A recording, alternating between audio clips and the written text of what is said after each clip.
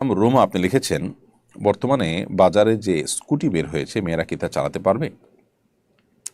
মেয়েরা যদি স্কুটি চালাতে যান এবং সেটি চালাতে গিয়ে যদি তাদের পর্দার খেলাফ না হয়, ধরুন প্রচণ্ড বাতাসে তারা যদি স্কুটি চালান এবং শরীরের বিভিন্ন অঙ্গ প্রত্যঙ্গ স্পষ্ট হয়ে আসে, তাহলে সেটি নাজায়েজ হবে। আর যদি সেরকম কিছু না হয়, তাদের ড্রেস আপটা যদি এমন হয় যে না, তাদের প্রাইভেসি বা পর্দা মেনটেন করে তারা চালাতে পারছেন, তাহলে সেক্ষেত্রে সেটি তাদের জন্য হারাম হবে না। এবং সফরের দূরত্বে না গিয়ে ছোটোখাটো ট্রিপ যেগুলো ধারে কাছে থাকে, একান্ত প্রয়োজনীয় কাজ থাকে, সেগুলো তারা সারেন, তাহলে সেটি হারাম হয়ে যাবে না। এটি নির্ভর করে তাদের স্কুটি চালানোর সময় এবং পরিবেশ পরিস্থিতির উপরে।